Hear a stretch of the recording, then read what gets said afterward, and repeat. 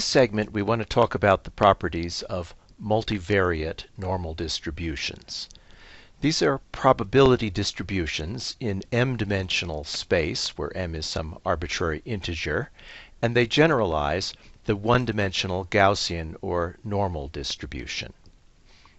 So like the one-dimensional case, a multivariate normal distribution is completely defined by its mean, which is also the peak of its probability density, and by its variance, or in multi-dimensions we say covariance. The mean is an m-dimensional vector. It's a position, x, a vector position, in m-dimensional space. And we want to know what is the probability density as x moves around that m-dimensional space. The mean is therefore also a vector, a position in this m-dimensional space. And the covariance, which tells how the probability distribution falls off exponentially as we move away from the mean, the covariance is an m by m matrix. So this is the multivariate normal distribution. The important part is, as in the one-dimensional case, what's in the exponential up here. And what have we got? We've got e to the minus a half, and then we have in here a kind of a positive definite quadratic functional. Well, what is it? It's the distance of x from the mean, mu, that's a vector, transposed, multiplied by the inverse of the covariance matrix. And the covariance matrix is positive definite, so its inverse is also positive definite. And then here's the same x minus mu on this side. So this generalizes the familiar one-dimensional x minus mu over sigma, the quantity squared. And we see here that we've had to break up that quantity squared to put one factor of x minus mu as a vector on the left, one factor of x minus mu as a vector on the right, and then this is the matrix equivalent of sigma squared. So the notation is a little odd. Capital sigma in the multidimensional case is the same object as lowercase sigma squared in the one-dimensional case. And if you track through vector transpose times matrix times vector, that's of course just a number, and it tells how far down the exponential tail of this normal distribution we are. What about all these factors in front? Well, they're just normalizing factors. If you integrated this exponential by itself over all m dimensions from minus infinity to plus infinity, you would get what's in the denominator here, and therefore the distribution has to be normalized by putting it there. And let me point out that instead of just having one square root of 2 pi, we have m factors of square root of 2 pi. And then we also get, instead of the 1 over sigma, lowercase sigma, in the one-dimensional case, what comes in as its analog is the determinant of the matrix sigma to the 1/2 power. So the mean and covariance of this distribution can be calculated from the distribution because, of course, they're moments. And we'll do that calculation on a later slide, but the mean turns out, not surprisingly, to be x. That's what we wanted it to be. And the covariance, now defined as a moment, it's the expectation of x minus mu, that's a vector, times x minus mu vector transpose. That is the covariance matrix. And you can see that it has as its components, notice that this is a vector times a vector transposed, and that is to say it's a matrix. So that, for example, the ijth component of sigma would be the expectation of the ith component of x minus mu times the jth component of x minus mu in expectation. Now the one-dimensional standard deviation, lowercase sigma here that I've been talking about, can be visualized as an error bar on a data point. The value of the data point is the central value, and the standard deviation is from here to here, and therefore we can say the interval is from minus 1 sigma to plus 1 sigma. In more than one dimension, this generalizes into an error ellipsoid. And why? How do we generalize it? Well, we look up in the exponential and we see what would it take to make this quadratic form have the value 1, so that we would be that far down the exponential tail, an amount that in one dimension would be a distance sigma.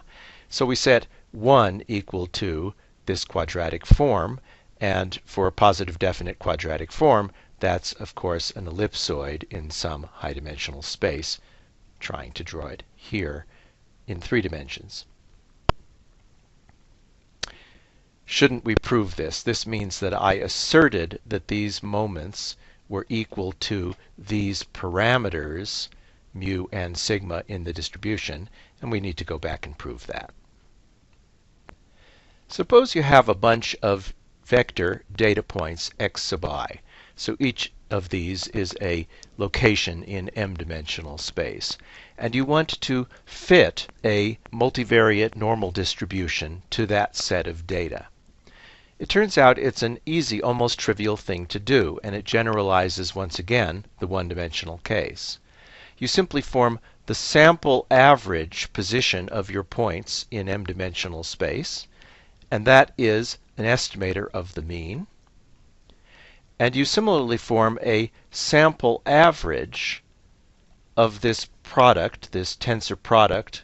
Each term in this product is a matrix of numbers, and you take the average of those matrices. That is to say, it turns out to be an estimate of sigma, the covariance matrix. These are estimates by sample averages, and as in the one-dimensional case, they turn out to be the maximum likelihood estimates. So it's very easy to fit m-dimensional data to a multivariate normal distribution, if that's the appropriate thing to do. But let's go back to those dangling theorems about the moments. It's pretty trivial to prove that the mean is mu, so here's a proof. Let's take the first moment of the quantity x minus mu. So that is to say, we integrate over all m dimensions, x minus mu, a vector, times the scalar quantity, this probability density. Now, this is clearly symmetric if we replace x minus mu by minus x minus mu, because we have a symmetric quadratic form in here, and that's the only place x minus mu comes in. But this changes sign if we reverse the value of x minus mu. So therefore, by symmetry, the result of these integrals have to come out 0. And now if you take apart this integral to an integral of x times all of this minus an integral of mu times all of this, well, the integral of all of this, its probability density is 1, and then you'll see therefore that taking the mu to the other side of the equation, that mu is equal to the first moment of this distribution. So that one is relatively easy. What's not obvious is that the covariance actually comes from the definition of the multivariate normal. You have to do this centered second moment, that is to say, we want to see whether a tensor moment M2 defined by this product of vectors, this outer product of vectors, so it's a matrix, times this probability, is in fact sigma. I don't know an elementary way of doing that without using some matrix decomposition. So this is a good place to introduce the idea of a Cholesky decomposition of the covariance matrix. The idea is this. For any positive definite matrix sigma, you can write sigma as a product of a triangular matrix L and its transpose. And this is called a Cholesky decomposition. We can similarly write, simply taking matrix inverse of both sides of this, that the inverse of sigma, which will always exist because sigma is positive definite, is equal to the inverse of this product. Well, that's the product of the inverses but in the reverse order, so it's L transpose inverse times L inverse. Now with that in hand, let's define a new variable y, a vector, related to x by this relationship. So Ly is defined to be x. And I could have written this as y is equal to L inverse of x, but this is going to be a more convenient way to refer back to it.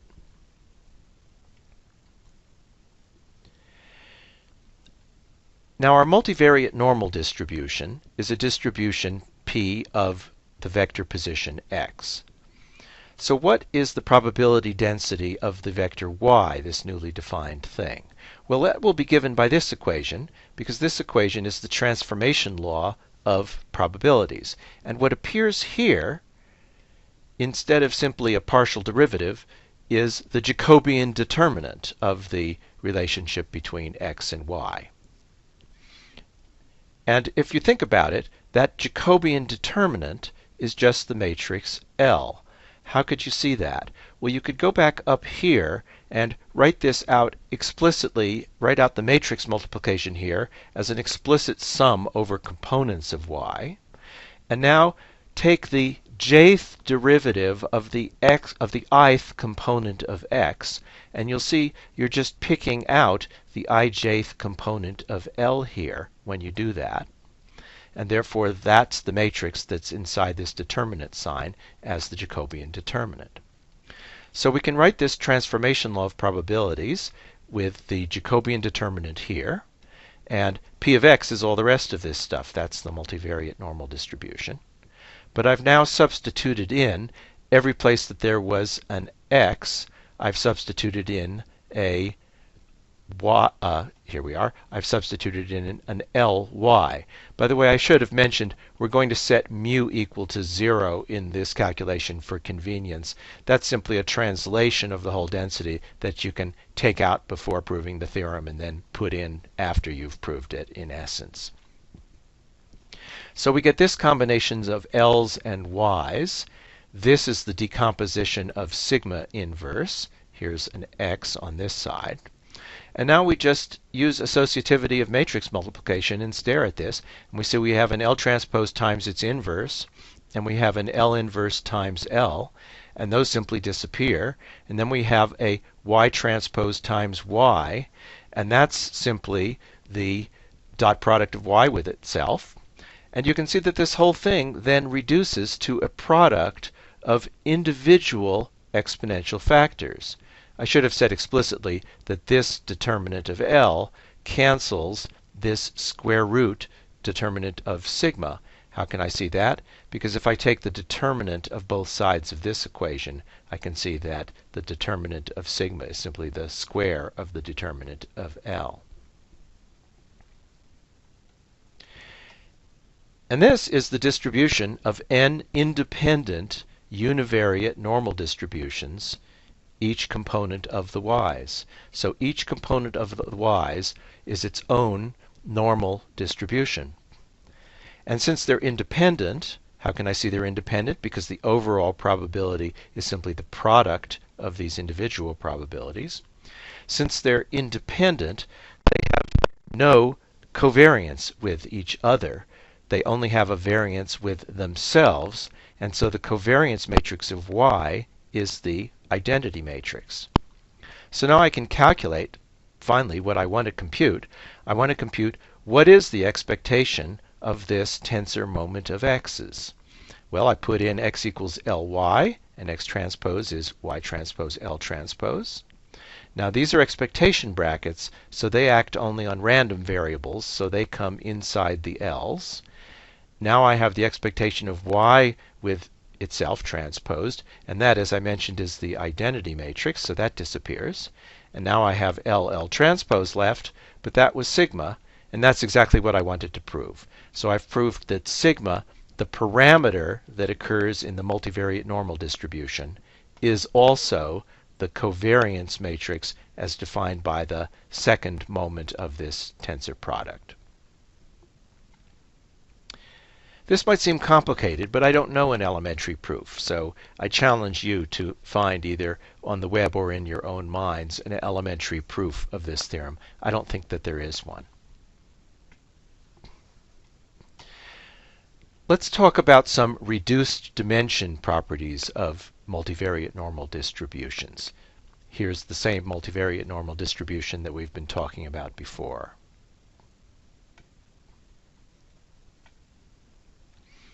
The first way to reduce dimensionality might be to make a slice through a multivariate distribution.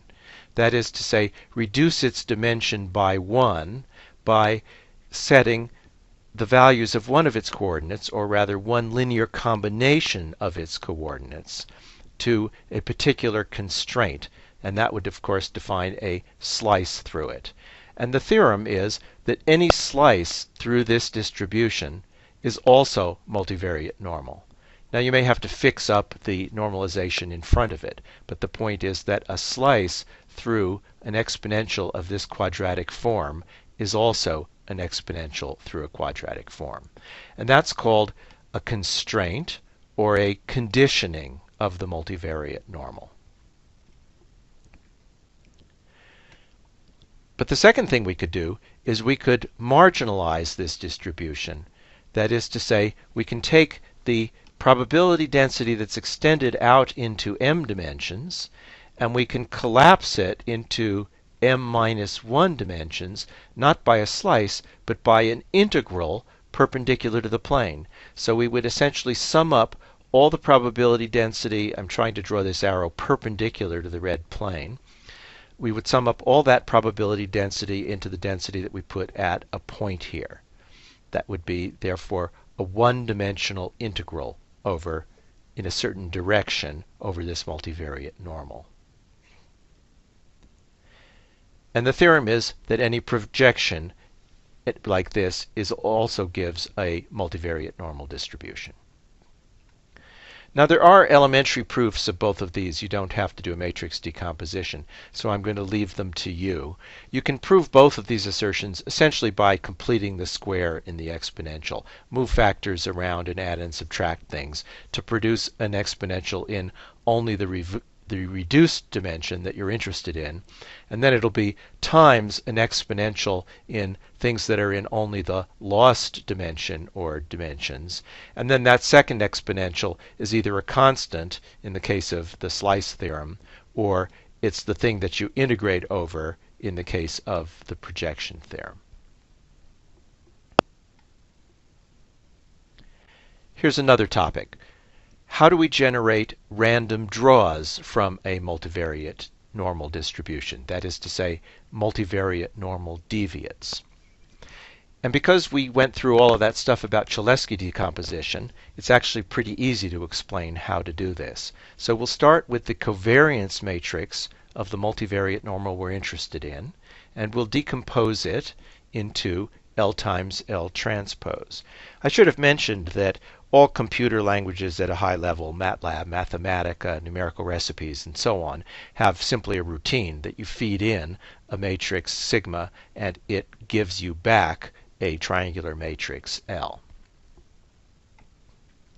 So here's the prescription. Take a vector y.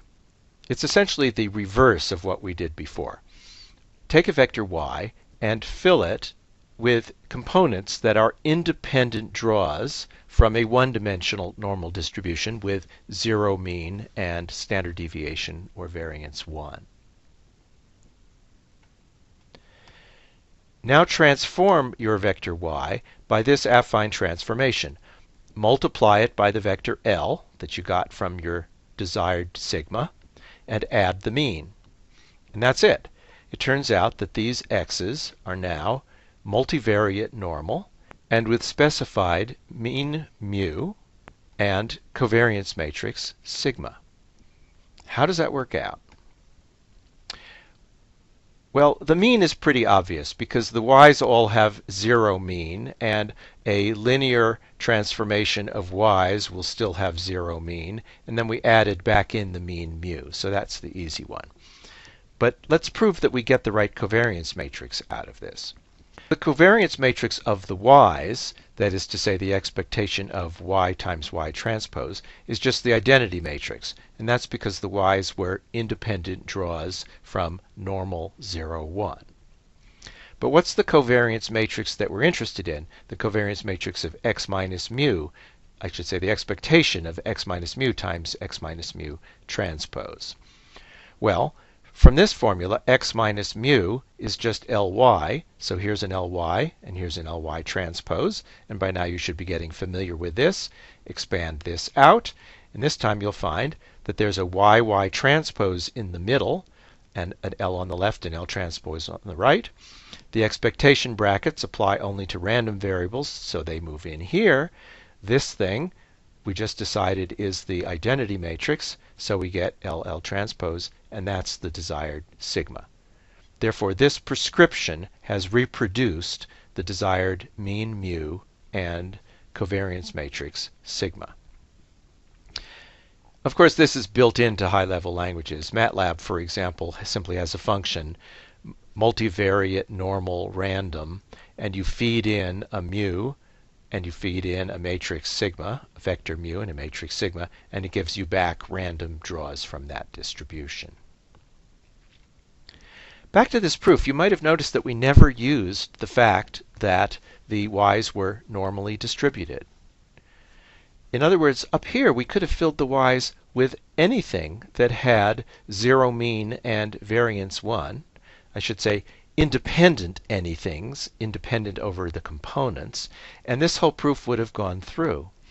So what made the x's that we got out multivariate normally distributed, with the emphasis on the normal part, is that they're simply a linear, or rather affine, combination of normal values, and therefore they must be normal. So all we had to check was that they had the right mean and right covariance. But if you filled the y's with some distribution that was not normal, you would still get out the desired mean and the desired covariance. You just wouldn't have a multivariate normal distribution. Once in a while, that's useful if you want an example of a badly behaved distribution, a distribution that's not normal but has a covariance matrix that's the same as, for example, some other normal distribution. So you can use this trick to do that. So what have we learned? We've learned that easy operations with multivariate normal distributions are fitting the multivariate normal to a set of points. You just compute the sample mean and covariance. And we've learned that sampling from a multivariate normal distribution is easy. Either it's easy because you just use the MATLAB routine, or it's easy because you just use that description, that prescription that involves the decomposition of the covariance matrix. So here's just an example where I've done these two easy things.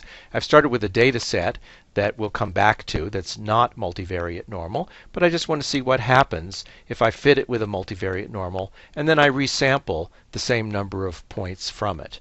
And it turns out that these are just one-line operations in MATLAB. Here I had my set of points in a set of vectors somehow called len1 and len2. You'll learn what this means in a later segment.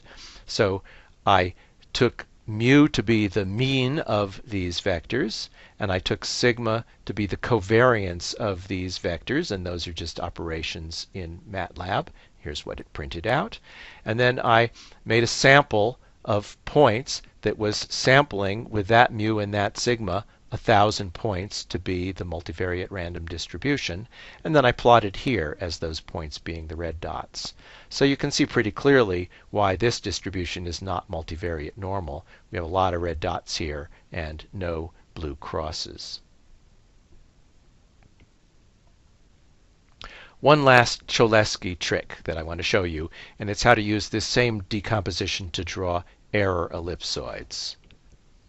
We already decided that the error ellipsoid, that is to say, the locus of points that are one standard deviation away from the mean, is given by this vector matrix equation. But with this decomposition, you can put in for sigma the LL transpose, and then you can see that you'll basically have a vector on the left times its, I should say, a vector transpose on the left times that same vector on the right, which is to say the norm squared of a vector is equal to 1, so therefore the norm of that vector is equal to 1. So another way of saying what this locus of points is the locus of points on the error ellipsoid is the locus of points x that have this matrix operation, absolute value equal to 1. So that motivates this prescription. Suppose you take z to be a random value on the unit circle or unit sphere, or in higher dimensions, unit m-dimensional sphere. That's an easy operation. And now just multiply it by the matrix L and add the desired mean mu, and that will be a point on the error ellipse. You can see why if you substitute this back into this, and you'll see that it just immediately works out that you get 1 equals 1. So my coding of this idea looks like this. I'll let you just stare at it, and you can see that in the previous example I took the same distribution of blue crosses and drew in the 1 standard deviation and 2 standard deviation error ellipses.